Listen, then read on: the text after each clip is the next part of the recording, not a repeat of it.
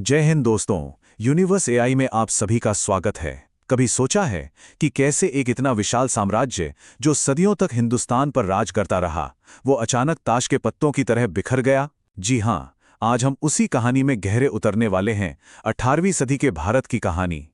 ये वो दौर था जब मुगलिया सल्तनत का सूरज डूब रहा था और उसकी जगह नई नई ताकतों का उदय हो रहा था। देखिए, ये सिर्फ इतिहास का एक पन्ना नहीं है, बल्कि सिविल सेवा परीक्षाओं के लिहाज से एक बेहद बेहद जरूरी पड़ाव है। तो चलिए इस दिलचस्प सफर की शुरुआत करते हैं। चलिए, सबसे पहले और सबसे जरूरी बात ये समझते हैं कि आखिर यूपीएससी और बीपीएससी जैसी बड़ी परीक्षाओं में इस अध्याय की इतनी ज्यादा अहमियत क्यों है।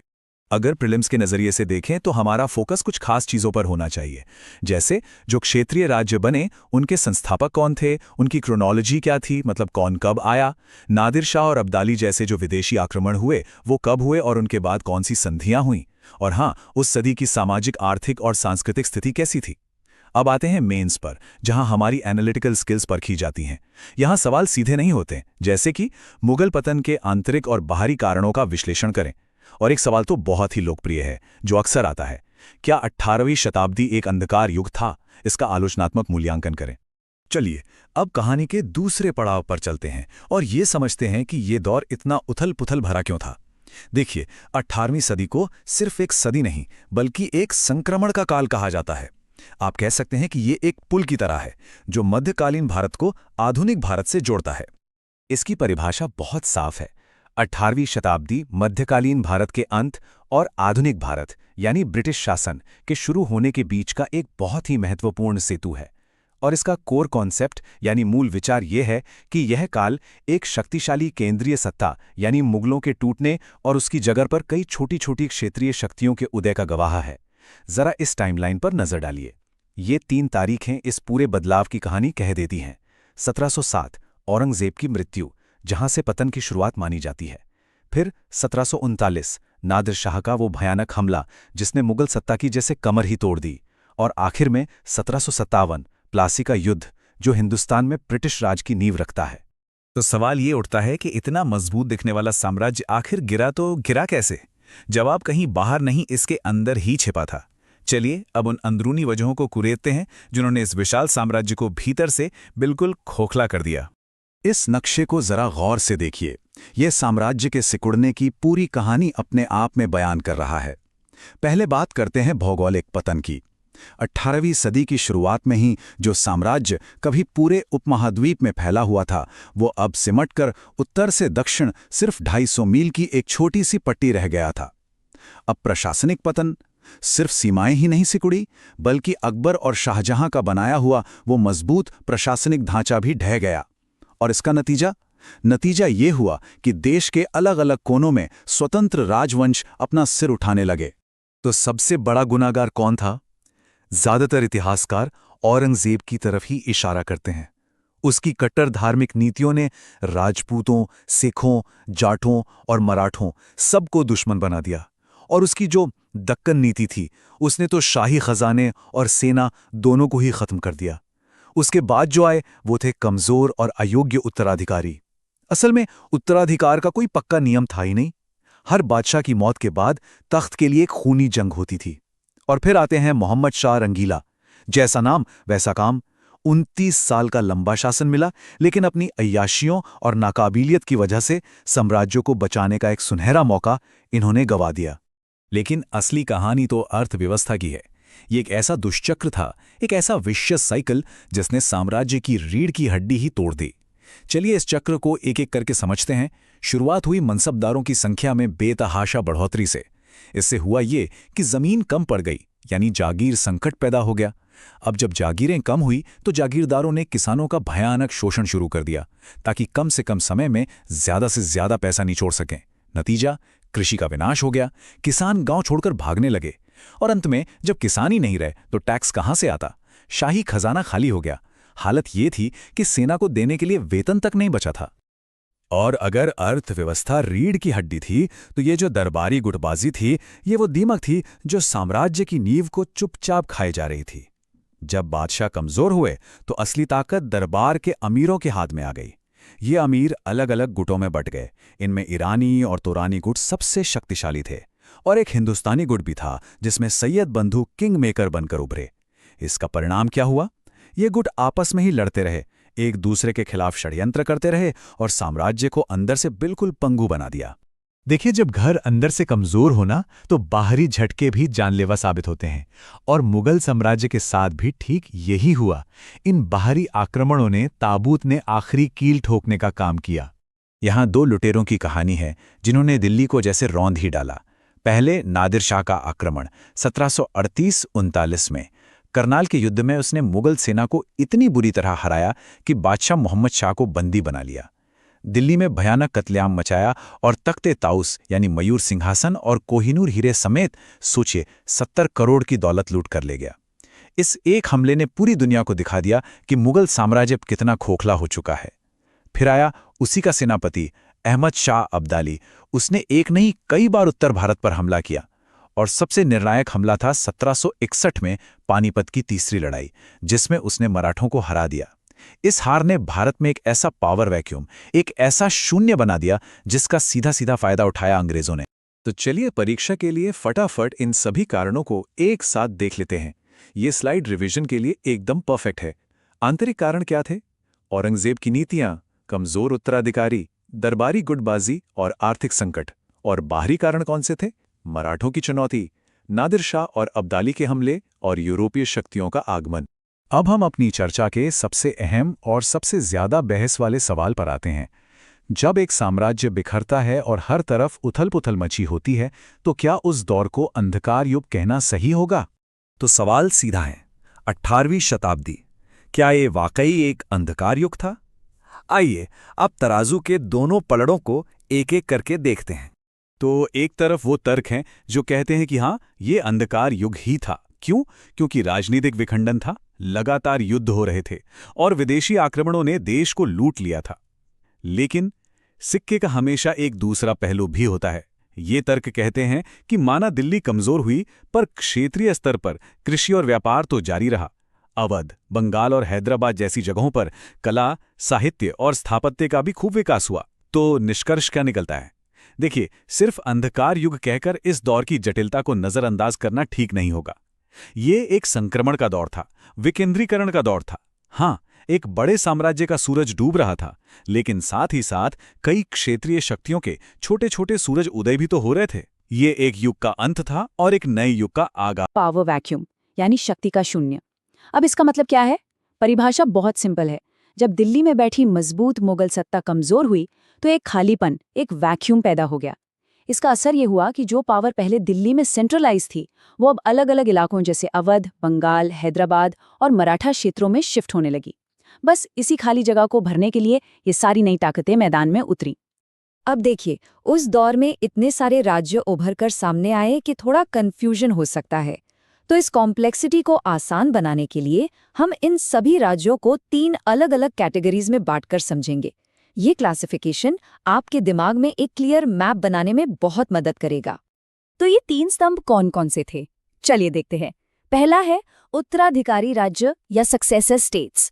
यह असल में मुगल प्रांत ही थे जो दिल्ली के सीधे कंट्रोल से तो आजाद हो गए, लेकिन नाम के लिए अभी भी मुगल बादशाह को ही अपना शासक मानते थे, जैसे हैदराबाद, बंगाल और अवध। दूसरी कैटेगरी है नवीन राज्य या न्यू स्टेट्स की। ये वो राज्य थे जो सीधे सीधे मुगलों के खिलाफ बगावत करके बने थे।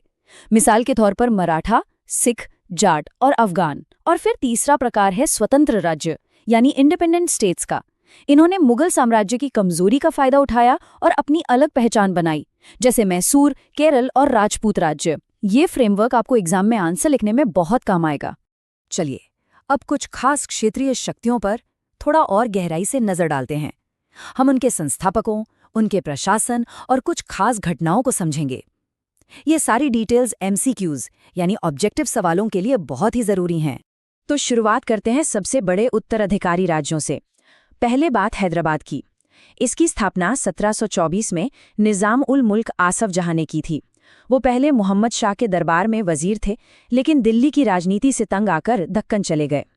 वहां उन्होंने मुगलों की जागीरदारी व्यवस्था तो बनाए रखी, पर एडमिनिस्ट्रेशन में कई सुधार किए और मराठों को रोकने के लिए लगातार लड़ते रहे। अब आते हैं बंगाल पर।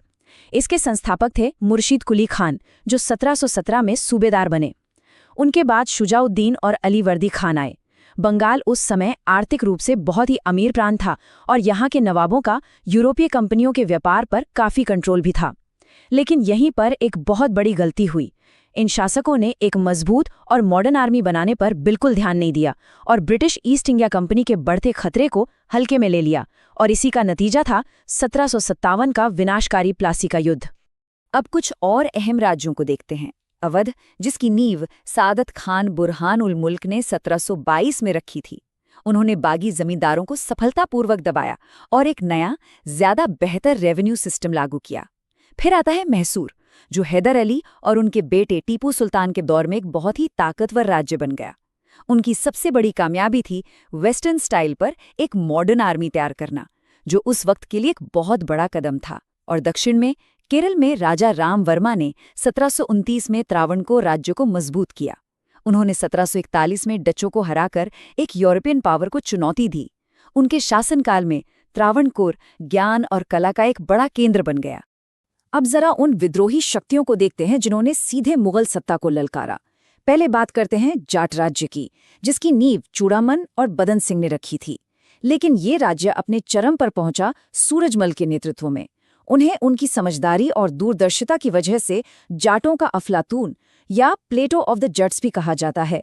उनका प्रभाव गंगा से चंबल तक फैला हुआ था। दूसरी तरफ सिख राज्य को गुरु गोबिंद सिंह ने एक लड़ाकू कौम में बदल दिया था, जो 12 मिसलों में संगठित थे। आगे चलकर महाराजा रणजीत सिंह ने इन सभी मिसलों को एक किया, 1799 में लाहौर पर कब्जा किया और एक बहुत शक्तिशाली सिख साम्राज्य की स्थापना की। 2 बातें याद रखिएगा, जाटों का अफलातून और 1799 में लाहौर पर कब्जा। ये दोनों ही फैक्ट्स परीक्षा में पूछे जा सकते हैं। इन सभी क्षेत्रीय ताकतों में एक शक्ति ऐसी थी जो सबसे ज्यादा ताकतवर और महत्वाकांक्षी थी, और वो थे मराठा। मुगलों के बाद पूरे भारत पर कब्जा करने की अगर किसी ने सबसे मजबूत दावेदारी पेश की तो वो मराठा ही थे। इसलिए उनका एक गहरा विश्लेषण करना बहुत जरूरी है। मराठा शक्ति का शिखर पेशवाओं के उदय के साथ जुड़ा हुआ है। चलिए इस कहानी को टाइमलाइन से समझते हैं। कहानी शुरू होती है 1713 में, जब बालाजी विश्वनाथ ने मुगलों से दक्कन में चौथ और सरदेशमुखी वसूलने का अधिकार हासिल कर लिया। इससे मराठों का खजाना भर गया।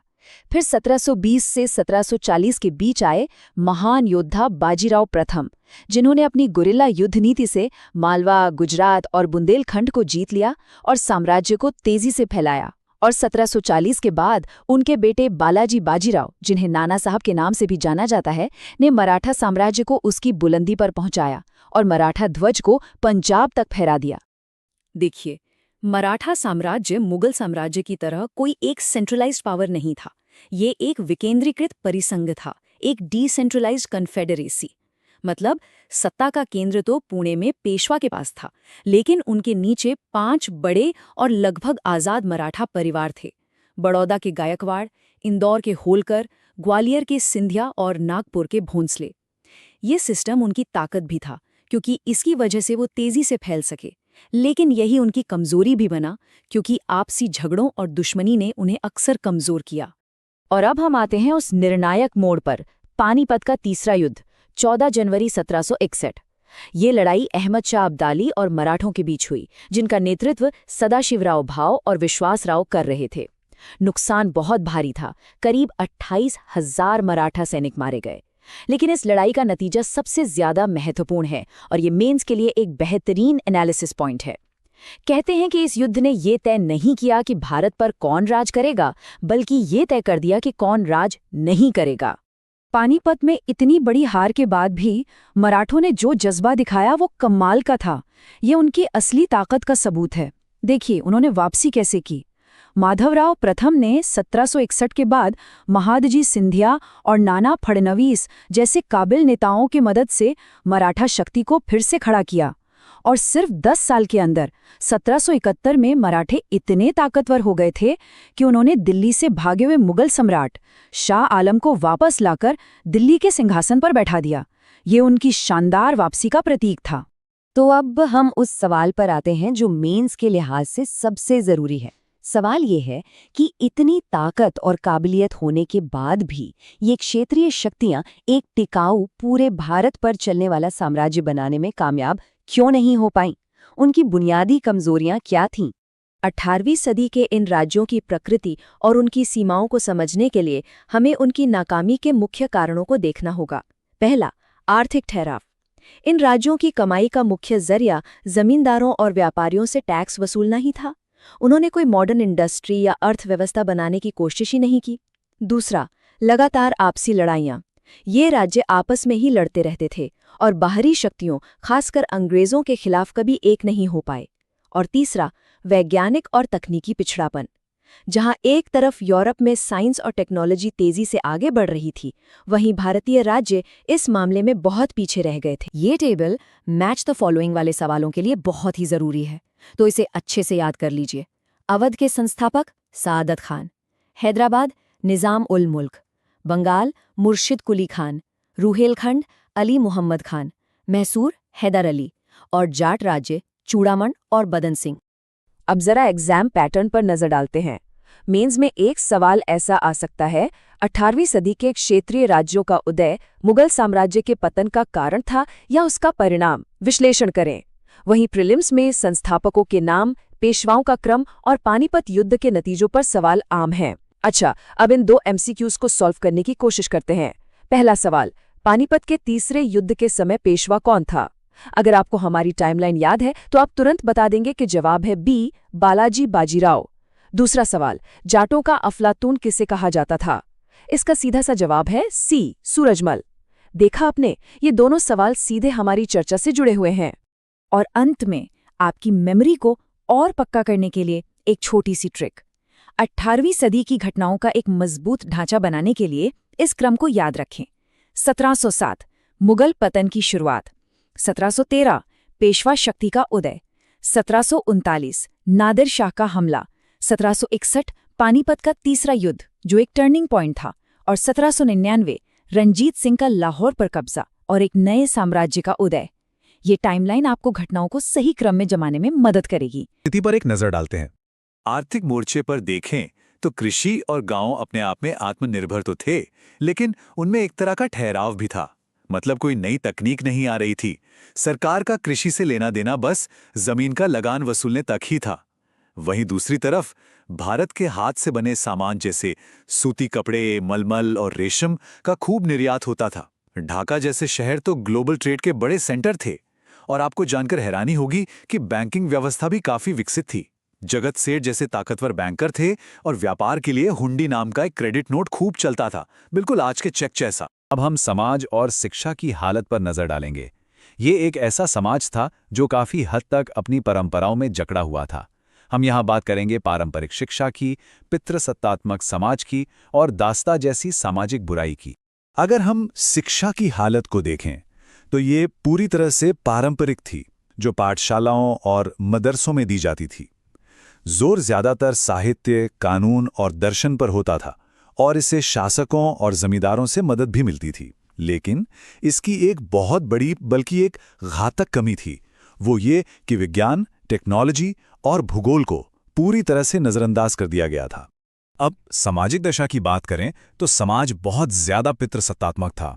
महिलाओं का स्थान आप कह सकते हैं ना के बराबर था और समाज में सती प्रथा, बाल विवाह, दहेज और पर्दा प्रथा जैसी कई बुराइयां मौजूद थीं। खासतौर पर पर्दा प्रथा ऊंचे तबके में बहुत ज्यादा थी। हालांकि ऐसा नहीं है कि सब कुछ अंधेरा ही था, कुछ अपवाद भी थे, जैसे अहिल्याबाई होलकर, जिन्होंने एक शानदार शासक बनकर मिसाल कायम की। दास प्रथा उस दौर की एक और बहुत बड़ी सामाजिक बुराई थी। ये इतनी आम थी कि घरेलू काम से लेकर खेती तक दोनों के लिए दासों का इस्तेमाल होता था। और जब यूरोपीय व्यापारी भारत आए तो इस व्यापार को एक नया और ज्यादा क्रूर रूप मिल गया। एक चौंकाने वाली बात यह है कि 1752 में कलकत्ता में बाकायदा एक कोर्ट हाउस बनाया गया था, जहां दासों की नियमित रूप से खरीद फरोख्त होती थी। इस राजनीतिक अंधेरे के बीच भी संस्कृति की एक अलग ही चमक थी। इसमें सवाई जयसिंह का योगदान तो असाधारण है। उन्होंने न सिर्फ खूबसूरत जयपुर शहर बसाया, बल्कि खगोल विज्ञान में भी उनकी गहरी दिलचस्पी थी। उन्होंने जयपुर, दिल्ली, उज्जैन, बनारस और मथुरा में जंतर मंतर जैसी मॉडर्न ऑब्जर्वेटरीज बनवाईं।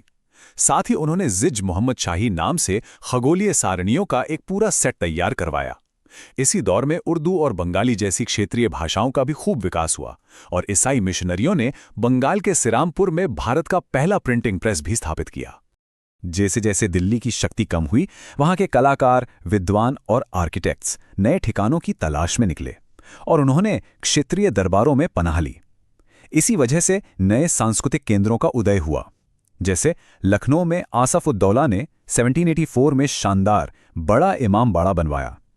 जयपुर में सवाई जय सिंह ने गुलाबी शहर की स्थापना की और 5 वेधशालाएं बनवाईं।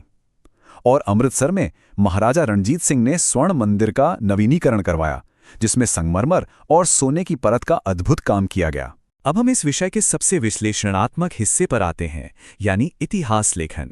हम यहाँ 3 प्रमुख इतिहासकारों जे.एन. सरकार, इरफान हबीब और सतीश चंद्र पर ध्यान देंगे और समझेंगे कि मुगल साम्राज्य के पतन पर उनके क्या विचार थे। जे.एन. सरकार का मानना था कि मुगलों का पतन उनकी सैन्य शक्ति के कमजोर होने, औरंगजेब की दकियानूसी नीतियों और बाद के शासकों के खराब नेतृत्व की वजह से हुआ। वहीं इरफान हबीब ने इसे एक अलग नजरिए से देखा। उनका ध्यान कृषि संकट पर था। उन्होंने कहा कि जागीरदारी व्यवस्था के संकट ने खेती को बर्बाद कर दिया, जिससे किसानों ने विद्रोह कर दिया। और सतीश चंद्र ने जागीरदारी संकट यानी जमीनें बांटने की व्यवस्था में जो समस्याएं आई और संस्थागत ढांचे की नाकामी को मुख्य कारण माना।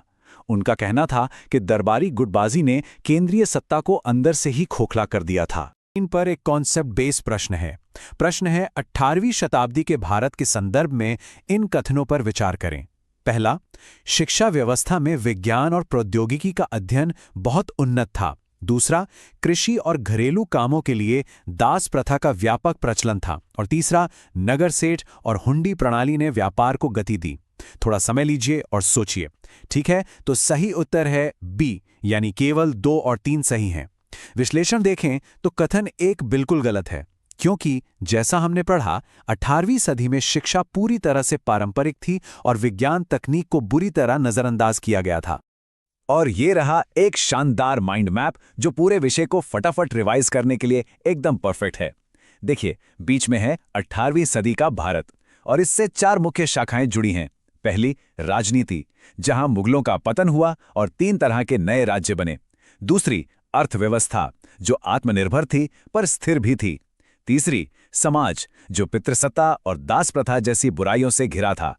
और चौथी, कला, जिसे क्षेत्रीय दरबारों में नया जीवन मिला। तो दोस्तों, ये था 18वीं सदी के भारत का एक गहरा विश्लेषण।